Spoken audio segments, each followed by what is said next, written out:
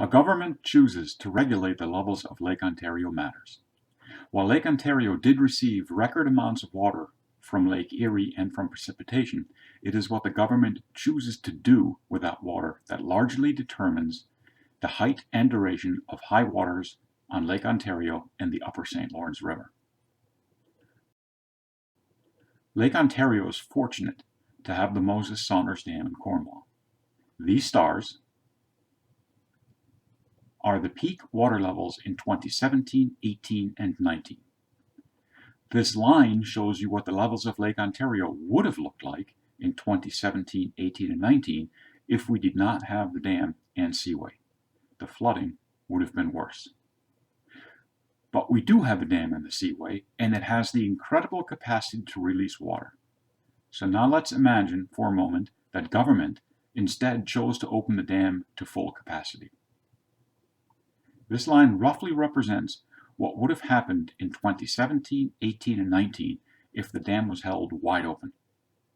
The Lake Ontario flooding would have been non-existent because the dam has the capacity to release almost all of the record-breaking waters that were put into the lake. On the other hand, the lower St. Lawrence River, including Montreal, would have experienced significant flooding. Everything between these two lines represents government policy and decision-making.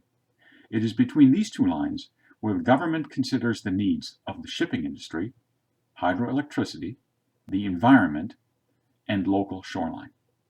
This is why it is not just a climate change issue. It is about choices that benefit some while damaging others. This line represents the base policy of Plan 2014. Implemented in January 2017, Plan 2014 was designed to allow for higher highs and lower lows to help restore wetlands.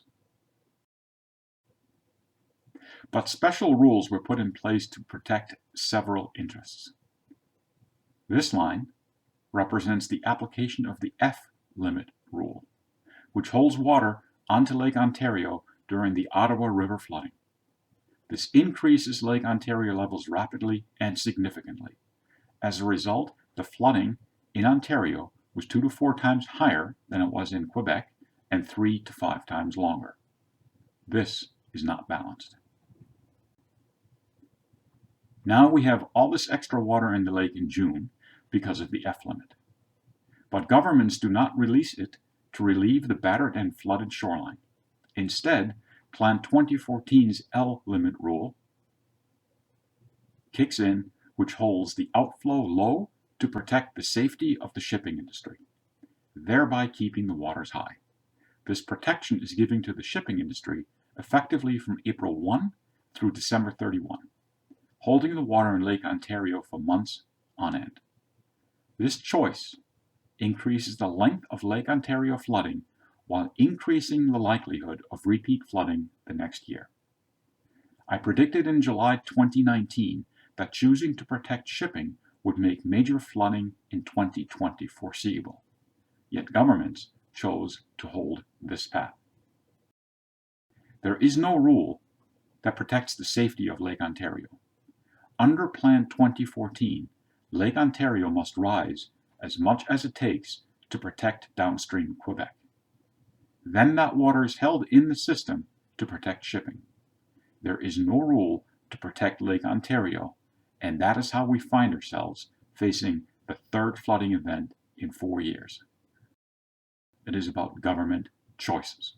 These choices are not balanced, and they transfer the risk and the costs to the upstream shoreline homeowners, business owners, and municipalities without compensation.